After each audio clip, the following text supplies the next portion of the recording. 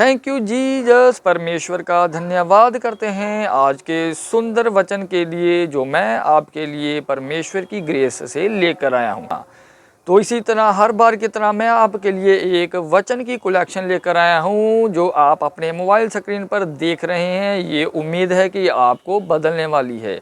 तो इसी तरह व्यूवर्स हमारे साथ बने रहिए। मैं आपको पवित्र वचन की ओर लेकर चलता हूँ। Let's go. लेकिन जब राजा लोग सुसमाचार देने जाते थे, शांति का समाचार देने जाते थे, तो गधे पर जाते थे।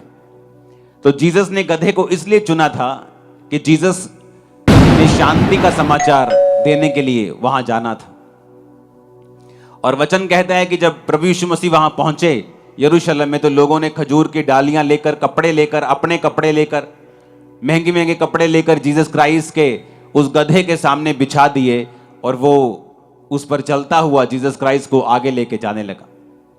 यह हुआ था 2000 साल पहले, जब प्रभु यीशु मसीह यहां थे शारीरिक रूप में, और आपने, कलीसिया ने उसका स्वागत किया था। आज हम उसका स्वागत कैसे कर सकते हैं? क्या यीशु मसीह कहीं आने वाले हैं? तो कहां पर जाएं डाली लेकर कि प्रभु यीशु मसीह का हम स्वागत कर सकें? वचन क्या कहता है?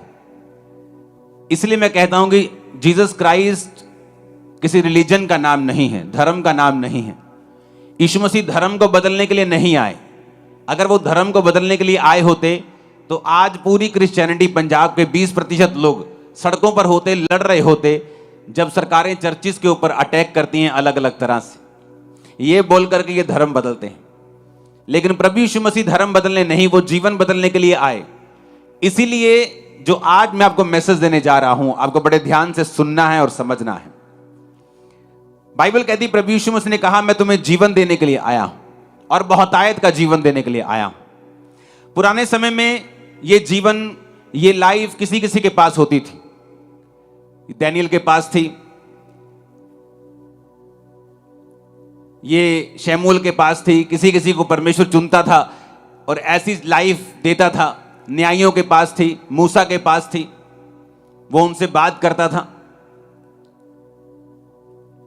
लेकिन परमेश्वर ने कहा, अंत के दिनों में मैं अपना आत्मा सब मनुष्यों के ऊपर उंडेलूंगा और तुम्हारे बेटे और बेटियां भविष्यवाणी करेंगे, तुम्हारे जवान जो हैं वो दर्शन देखेंगे, पूर्णीय स्वप्न देखेंगे, तुम्हारे दास दासियों पर भी मैं अपना आत्मा उंडेलूंगा।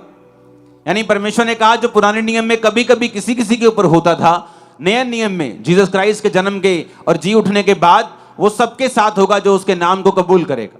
परमेश्वर का धन्यवाद करते हैं आज के सुंदर वचन के लिए जो हमने सुना। तो व्यूवर्स इसी तरह हमारे साथ जुड़े रहिए और मुझे उम्मीद है कि आप ब्लेस हुए होंगे और आपके साथ में मैं भी ब्लेस हो रहा हूं।